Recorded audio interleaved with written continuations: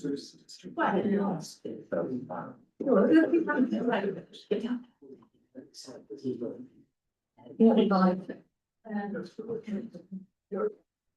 evening, welcome to the Environment Services meeting, 29th of October 2025. We've got quite a few members of the public in the room, and also welcome to anyone online as well. Lots of items to get through, so we'll crack on straight away. We have apologies from Councillor Harmsworth, who is ably substituted by Councillor Civil this evening. Are there any further apologies? Okay, thank you. So we're asked at this point that members indicate whether they approve the apologies and substitutions. So please, show of hands if you approve the apologies and receive substitutions. Can I propose that? Yeah, I propose it, seconded by Councillor Taylor. All those in favour? Thank you. Item 3, declarations of interest, none pre-notified. Are there any declarations of interest at this point? No, as always, if you think of any as the meeting goes on, please just raise a hand and alert us at the appropriate time.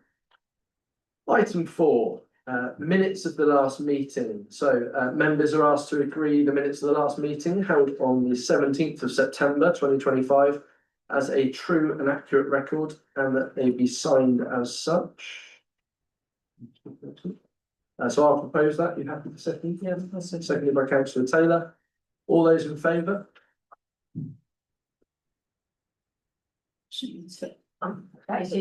That's everyone, yeah. Thank you very much. Straight on to item 5 then, where Councillor Orrell wishes to speak.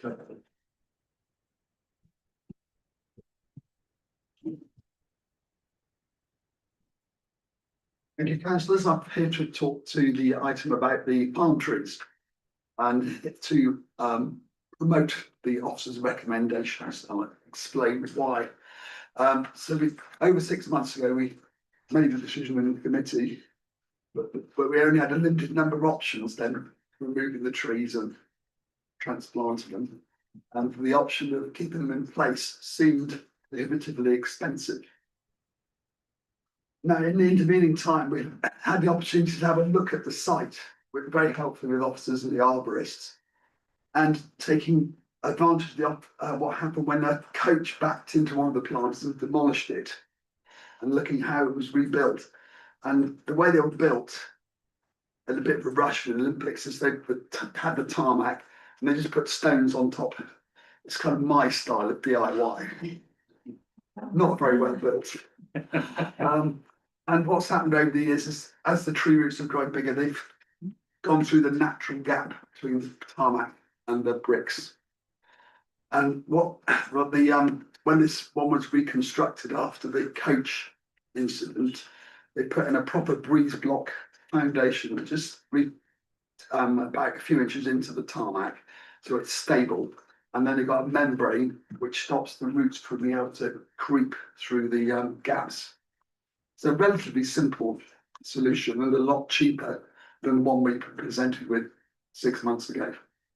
It does mean that there's to be a certain amount of root trimming to be able to get this membrane in, and during which time it might be a bit unstable, which means it's worth removing some of the outlying leaves, which may seem brutal, but it is quite sensible, because if we have a gale, we don't want the trees being knocked over. So that's the reason for the recommendation, and I hope you're able to support it.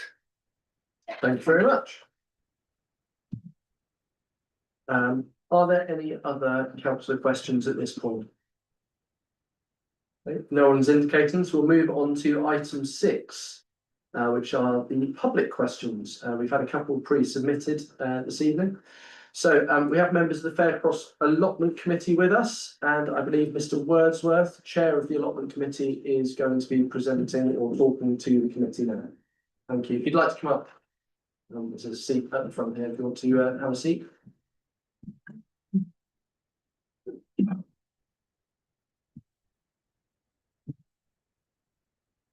Good evening, councillors.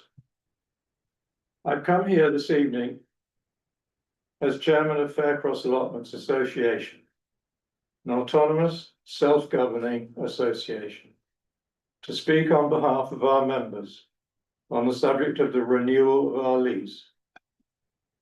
This discussion has been a long drawn-out affair. We've had 2 meetings in the last 2 years with council officials, Paul Bird and Ben Heath, where we argued that parity with council-run allotment rents would be difficult to achieve, as we are not comparing like with like. Included in council allotment rentals are, one assumes, a figure for ground rent, and then on top of this are added additional fees to compensate the council for salaried work done. This would include recruitment of new allotmenteers, collection of rents, accountancy fees, as well as grass cutting and general maintenance and upkeep. At Faircross allotments, all of this is done by our volunteers. Including water, we cost the council nothing.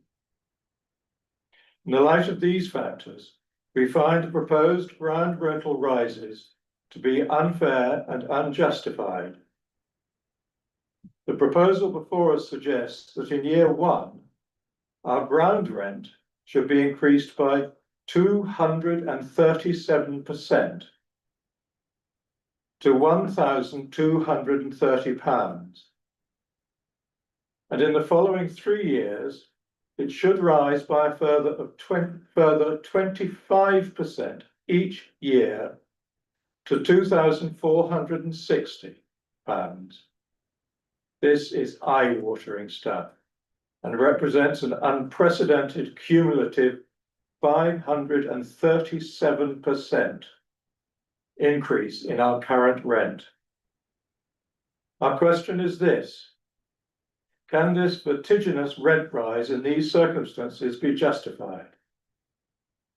We would agree that the ground rent should rise to a manageable figure of £1,230 per annum, but thereafter to remain in line with RPI. Our plot holders' rents will therefore have to rise to meet this requirement. In conclusion, therefore, we ask you to accept our proposal in the interests of fairness to our plot holders, as we will not cost the council anything until our lease comes up for renewal in 10 years' time.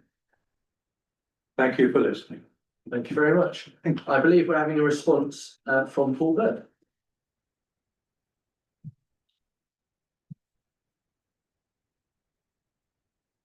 Evening, councillors. No amounts have been included in this response due to commercial sensitivity. The actual figures will be discussed in the confidential session at the end.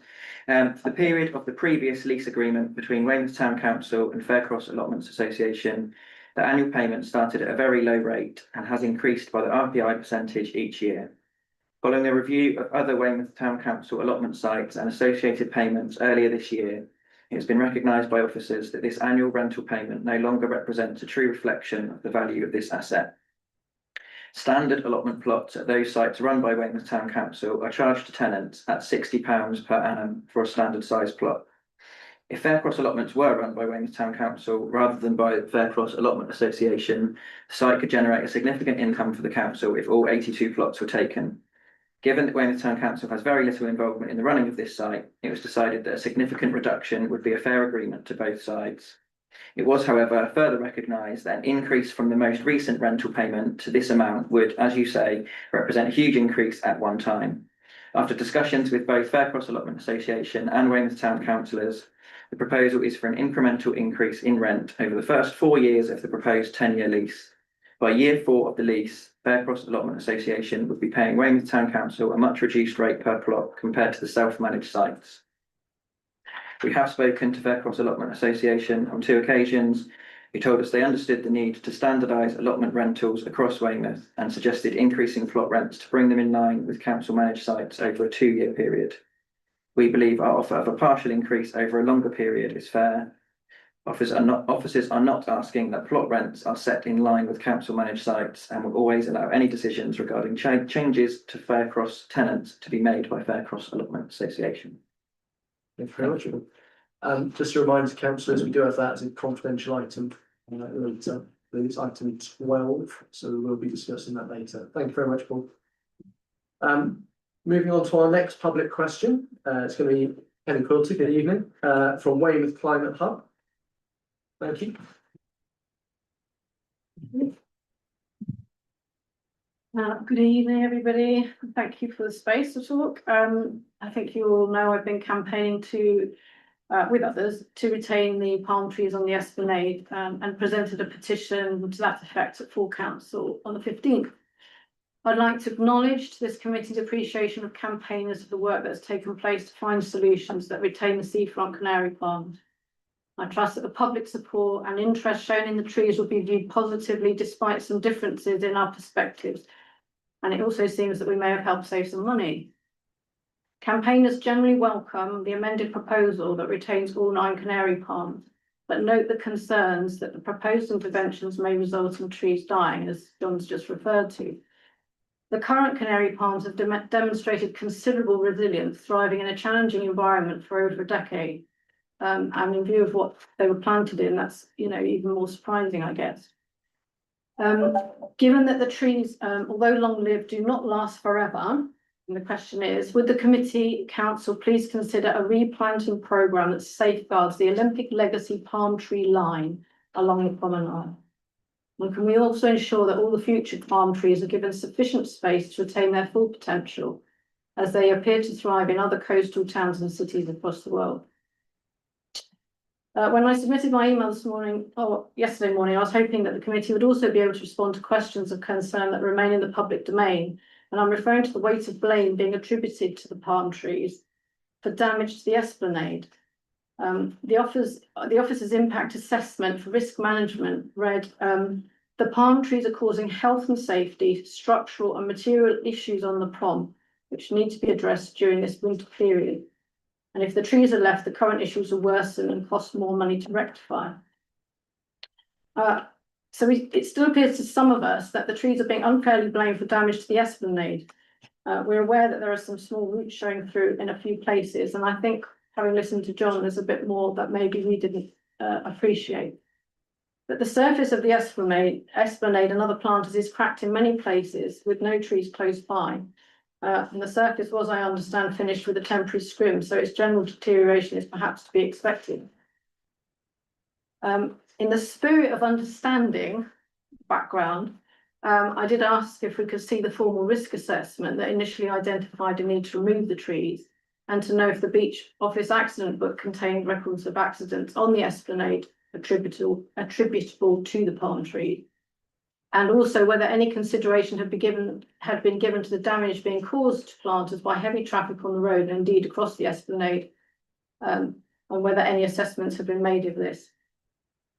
But I've been advised that these questions can only be answered by making a freedom of information request. And I guess I'd like to confirm that I would be interested, and we would be interested in understanding this decision-making process, which I think for many of us still feels a little bit obscure. Thank you very much, Penny. Thank you. I believe Will Holmes is going to provide a response.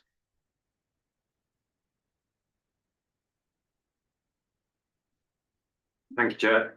As part of the report presented this evening, the proposed new option will enable the Council's Green Spaces team to pilot essential works, including the careful exposure of roots, pruning of the root ball and strengthening of the surrounding walls, without increasing their size. These measures are vital to ensure the long-term health and longevity of the palm trees along the seafront.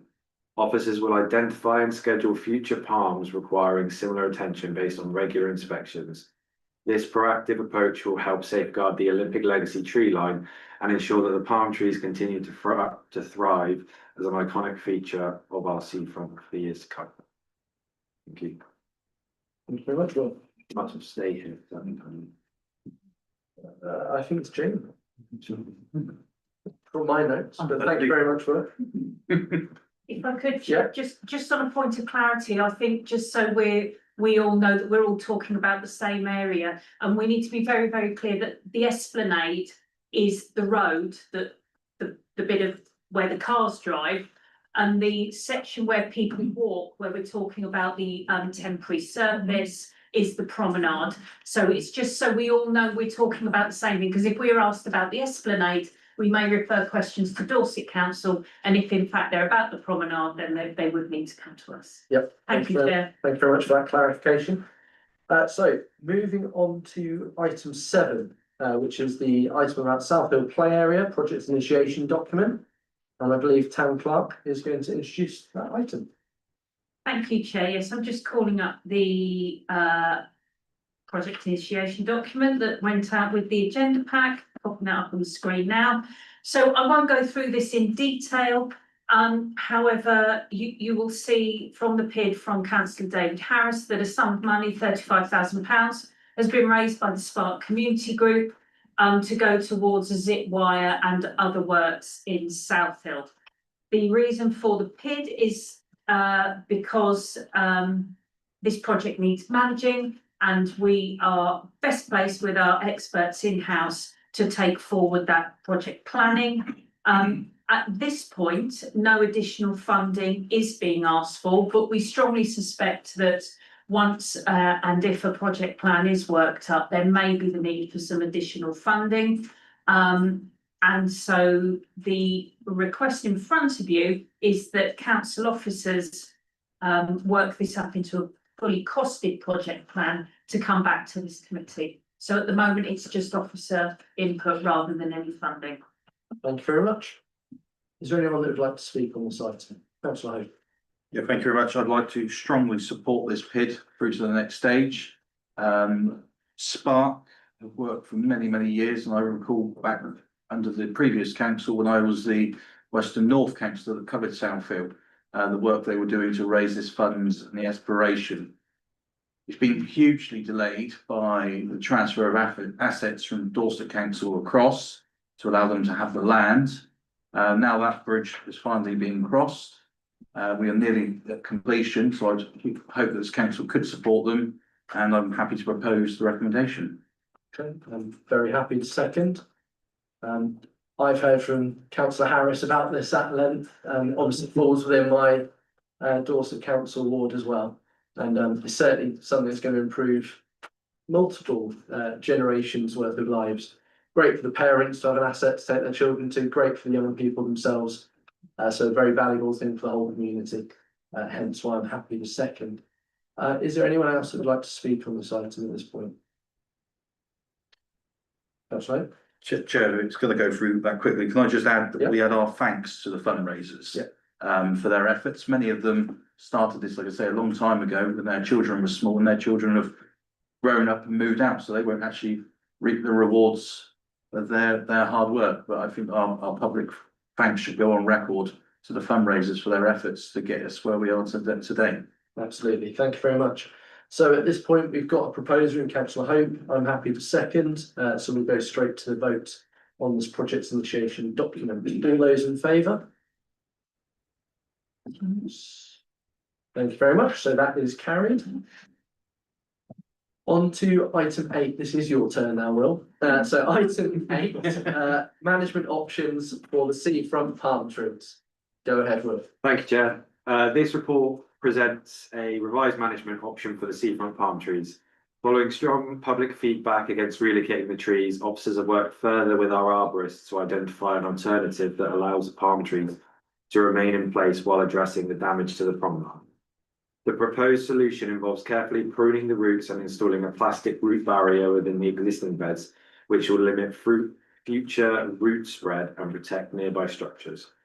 This approach also includes reinforcing the stone planters, all for an estimated cost of £6,000, a significant saving compared to the £20,000 relocation option previously approved. While there's still potential risk for the trees, this option provides a cost-effective, environmentally sensitive way to protect both the palms and the prop. Thank you. Thank you very much, Will. So we've heard from Councillor Orrell, heard from Will, we've heard from Penny representing Weymouth Climate Hub. So very, very important item to the people of Weymouth. Is there anyone that would like to talk on this item initially? Councillor Well? No, thank you. This isn't meant to be a criticism in any way, but And I can't remember when it was, but it seems like almost a lifetime ago that we had the consultants telling us how we should write a new strategy for our seafront. And at that time, we had discussions about the palm trees and the fact that they appeared to be causing some breakup of the prom. And following from that supposition, there was very strong suggestions that we engage with horticultural arborist experts and find out exactly how palms should be managed and what we should be doing about it, and also talking to other councils who seem successfully to have palms on their proms. And as I say, it was a long time ago. I'm sure, you know, it's probably written on Councillor Hope's soul, the date of it, but I can't remember. It just surprises me that we had that report that we all thought, oh gosh, we're going to have to move these and spend £20,000 and everything else, and we were all very unhappy about it, and clearly our residents were very unhappy about it. And now we've got what would seem to be a very acceptable solution at considerably less. And we have spoken to experts who told us that there's a good chance that our solution will work. And I just wonder how much time and, you know, arguably money we wasted on the first recommendation. And did we actually go to experts then, or have we only just gone to experts now? So I don't mean that to sound like a criticism, I know it does, but I don't mean it to in any way. I think that perhaps the message got lost in the interpretation or something, and we all know that our officers are working terribly hard and under great strains. So, you know, it's a comment more than anything else. It's not really a question, but I just hope that this isn't going to be repeated all the time. Let's get it right.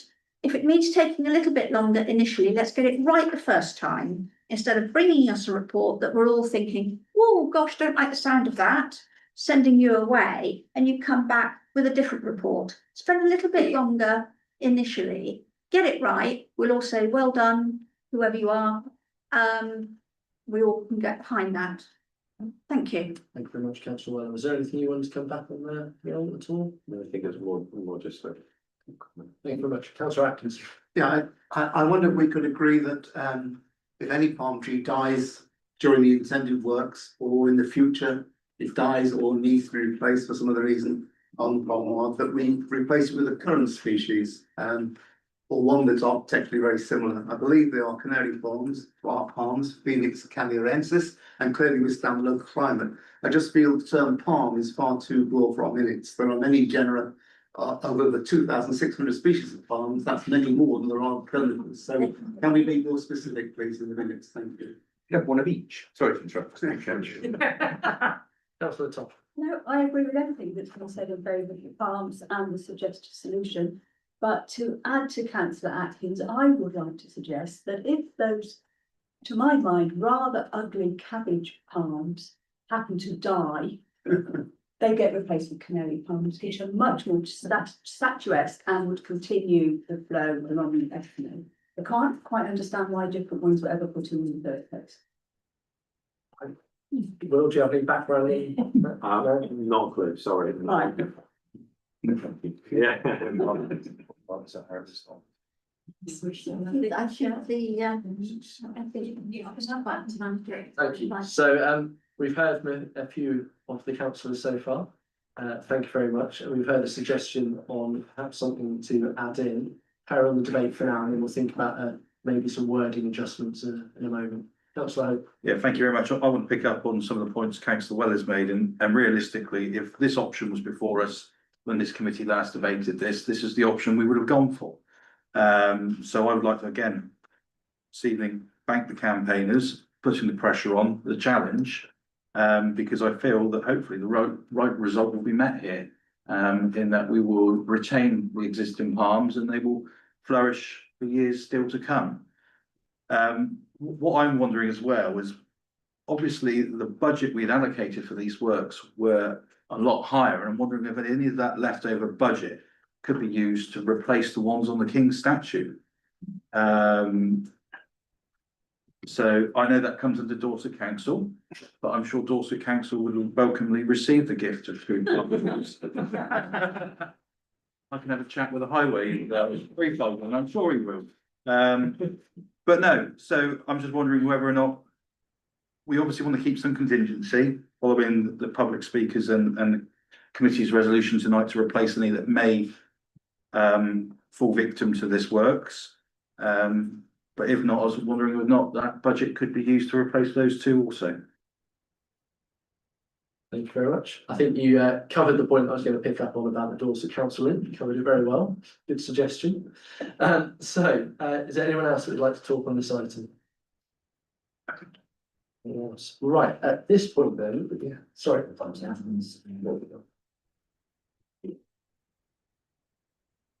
Do we need a location limit on that?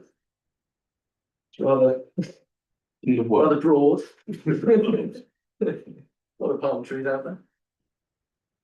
Well, obviously within the way of the town council area, I'm not suggesting we start gifting palm trees across the country, but. They sharp or shake. All on seafront. All on seafront. Councillor Hope.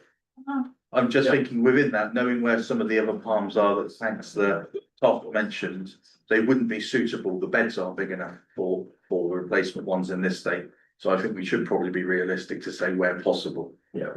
It's perhaps. Yeah. More feasible, you know. I'm practical.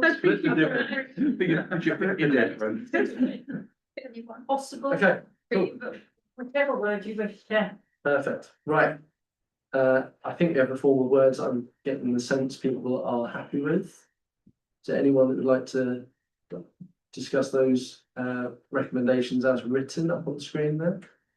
So I know we haven't got a formal recommendation yet, but I would like an option C on there is that any leftover budget investigations are made to replace the two palms on the King statue also. Officers will speak to.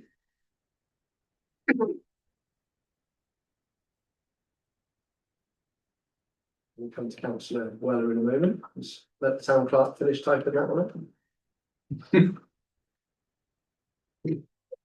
Okay. No pressure. Because I'll make mistakes like that. That was a little unfair. Councillor Weller. Thank you. Just a point about councillor Hope's suggestion for the King statue, which I'm very happy with.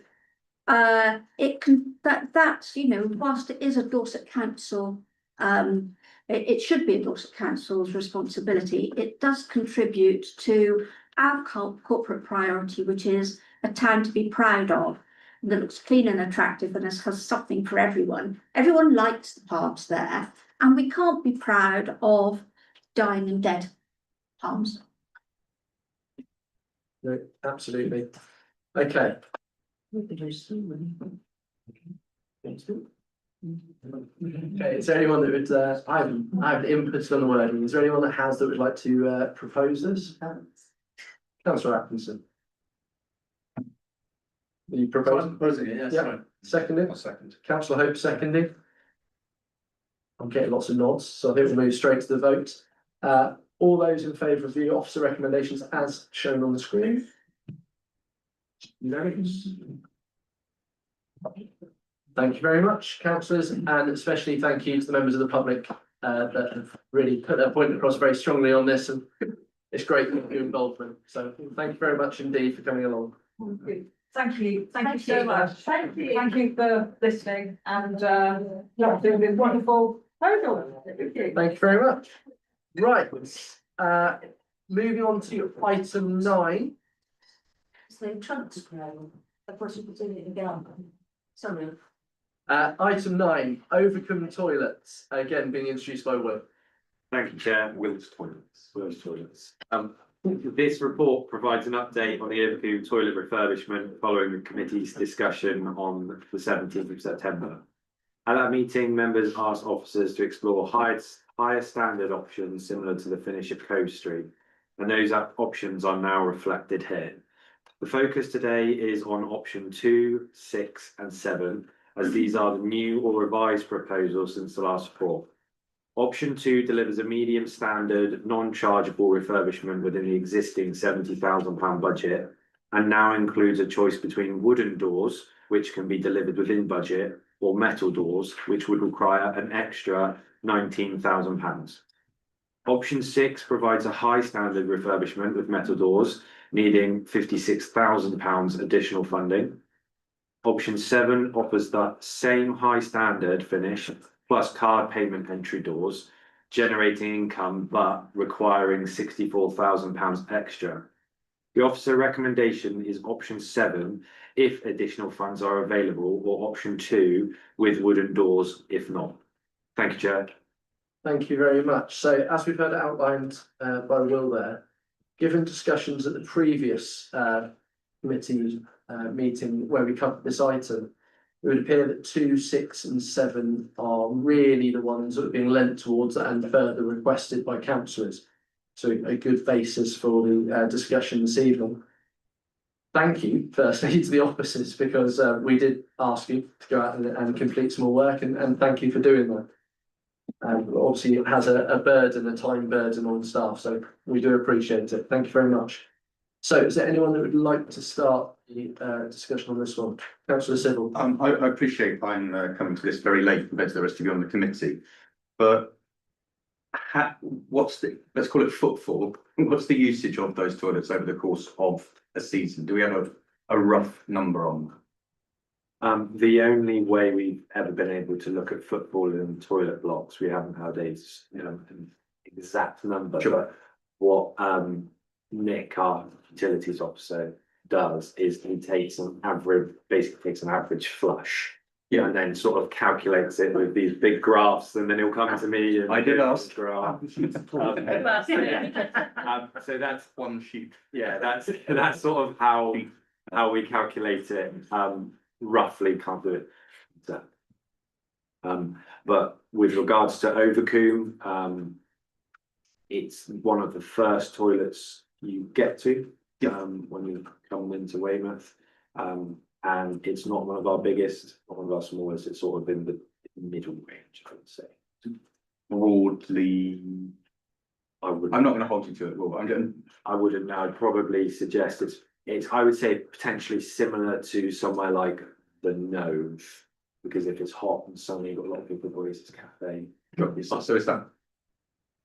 If we're just trying, I'm trying to work out if you're spending an extra £56,000, how many swipes on the door, assuming they were 50p, again, to pluck a figure out of the air. Soon we go for charging. Yeah, absolutely. I accept that. So if it's 112,000 in a summer, then it's paid for itself in a year.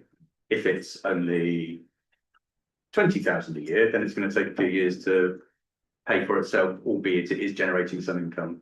That sort of thing. So I'm not trying to trip you up. I know. Just get a rough Yeah, idea. I wouldn't have a clue on numbers like that. I do know that in our in the public conveniences budget, I know that we have an income target of, I believe, £5,000 for the Swannery.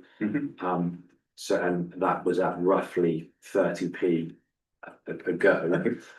So, and we usually hit that amount depending on time of year and shop and stuff like that. So, yeah, I wouldn't. No, but thank you for having a crack. Thank you very much. That's I right. just thought I might have the answer to that question, because I thought that it was £4,000 in the documentation, when I thought it was 50p a trip. So therefore, that was 8,000 visitors for the year. That was my guess estimate. Makes sense. I thought we just plucked that 50p out of the air. I mean, I don't think it was based on anything, was it? The charge, you know. Yeah, so the charge of 50p is the same at Cove Street and at the Swannery. So that it's consistent across all sites. Thank you. Can we remember to talk through the chair as well, rather than it becoming too open and we lose track of where we're up to? Councillor Weller. Some years ago, I had the delight to look at all of these public conveniences with the British Toilet Association before they provided us with a large document. And at that time, they felt that those conveniences there were significantly important. As Will says, they, you know, when you come in on that coast road, it's the first opportunity, really.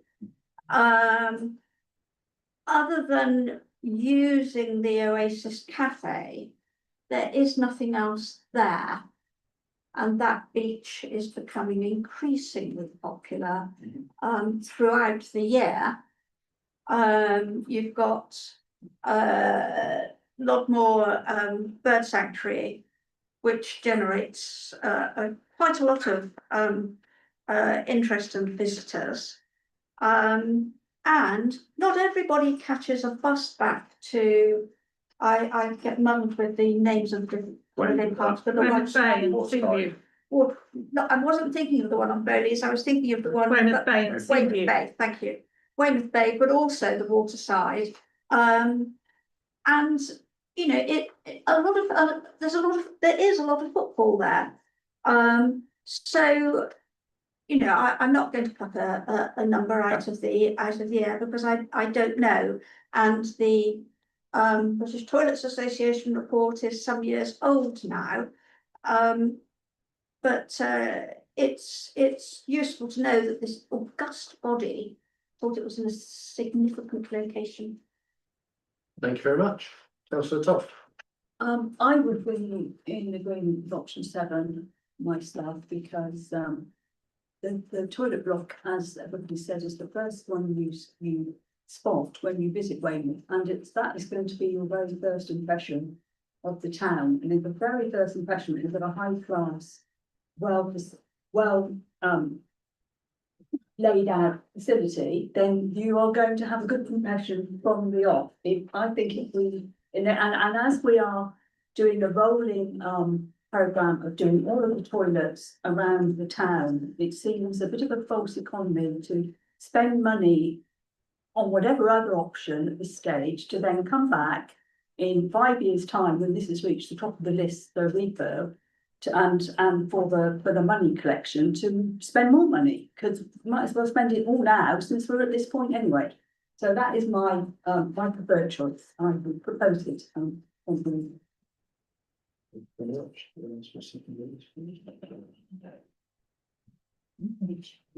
Well, Councillor O'Leary has indicated. Thank you very much. Can I ask what toilets are left under Weymouth Town Council management that we don't charge currently, other than this block? Sorry. Lodmore, Green Hill, Pier Bandstand, King Statue, Maiden Street, Noth, and Marsh. Right, so on that, I say that the vast majority of our toilets currently aren't charging. I know we're trying to get over to a charging system. The beach toilets we don't currently charge on. And the concern I have on charging on this block, which is my Dorset Council ward, is that if you're on the beach, you run over, if you use the toilets, there are no other toilets in the area. They operate a very tight ship in the Oasis for understandable reasons. And in other facilities on the yacht, such as the Harvester, which is further up the hill, as you run over there, you've just been in the sea, you don't have a phone or any money on you because you've been in the sea and you wish to use the lavatory, you can't pay to use them. There's only 3 or 4 cubicles on that block. You're going to go on the side streets. Now, I know Councillor Williams, who represents Rodwell areas, had a number of complaints about people using side alleyways down Cove Street, particularly at busy times of the year. This is an extremely busy time of the year. You have obviously summer season on the beach, you have Ironman, you have other events down there. So this is also in a highly residential area compared to some of the other toilets mentioned. So I'd be very concerned about the effect this could have on my residents in terms of the repercussions. I do have an opposition to toilet charging, because I believe at the end of the day, our residents pay their council tax. And residents use public toilets too. I use public toilets, you know, we've all used public toilets in Weymouth. I think we pay our council tax once.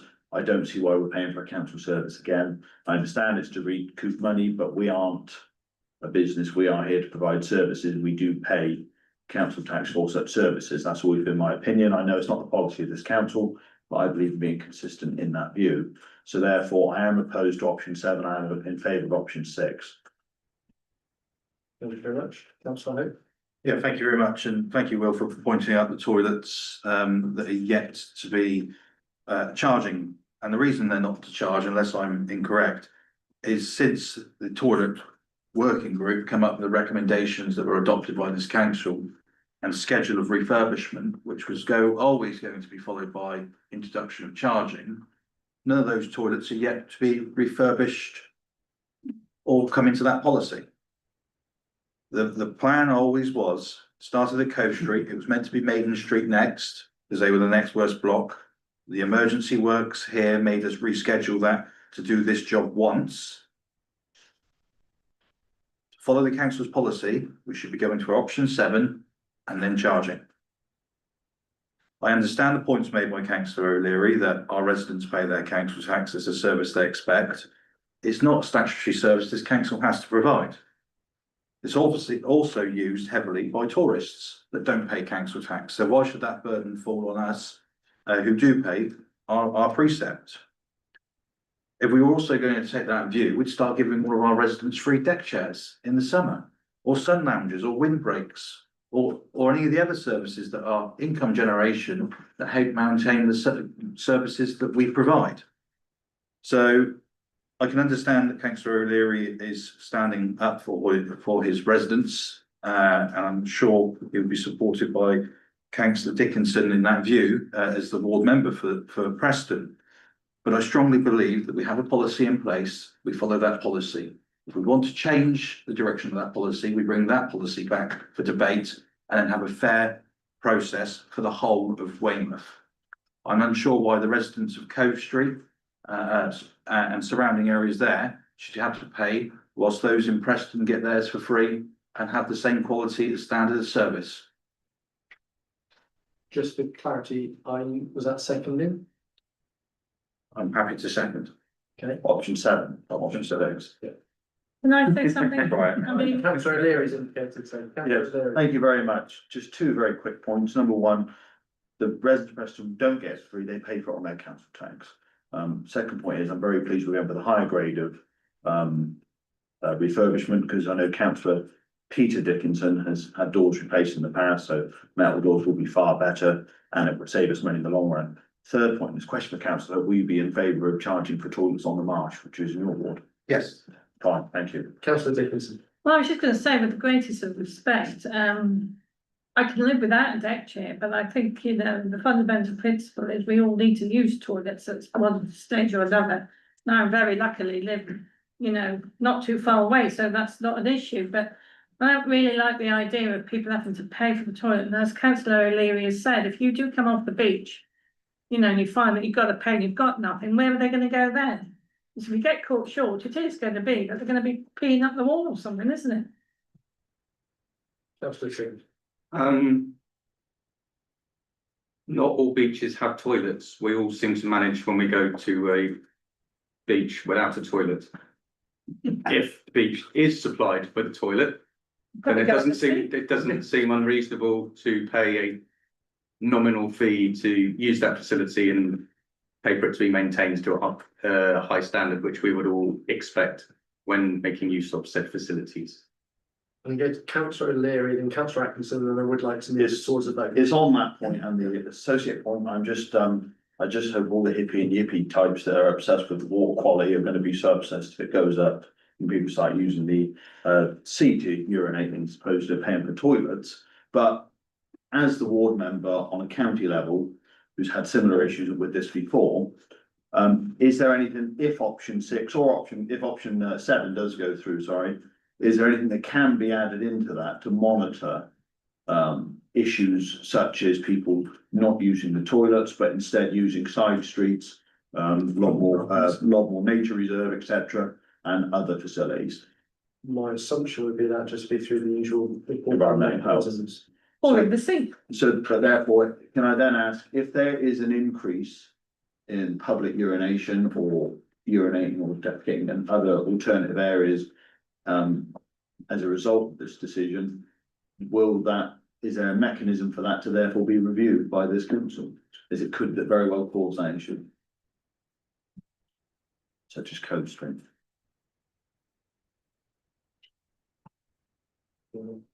Yeah, if I may, Chair, yeah, if we find antisocial behaviour in any areas covered by Weymouth Town Council that are attributable to anything that Weymouth Town Council does, that is something we would look at, and we will bring options back to the most appropriate committee. So it goes for any of the policy decisions of this council. We do routinely monitor the impacts of those policies and of those work streams anyway.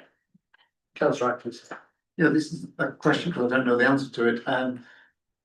If we spend a lot of money on these toilets and then it's free entry, is there an increased risk of vandalism and antisocial behaviour or other sorts, or drug abuse using those toilets? Does putting money to get in reduce that risk of a lot of the money going on improvement being destroyed? Thank you very much for providing the alternative view there. See that. Councillor Weller. Thank you.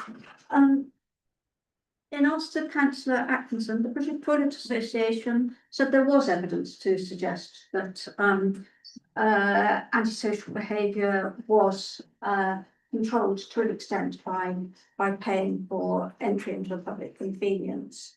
But what I was going to say was, if Councillor Williams has had these reports from the residents around Cove Street of antisocial behaviour in that way, is she reporting that back to our town council officers? Suddenly, and I'm very loath to say this because I know what happened the last time I did, but I haven't had any reports, but I'm not the town councillor for that area, so I wouldn't necessarily have heard.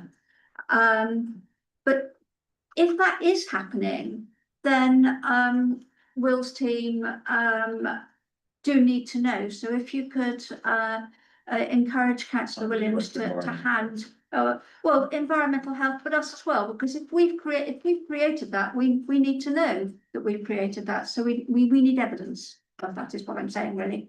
Thank you very much. I think at this stage we've got a proposal, we've got a second there, proposed by Councillor Todd, seconded by Councillor Hope. I think we should test that. So this was for option 7 from the plethora of options open to us.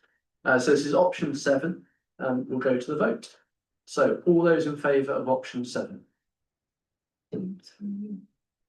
4, 5. All those against? 3.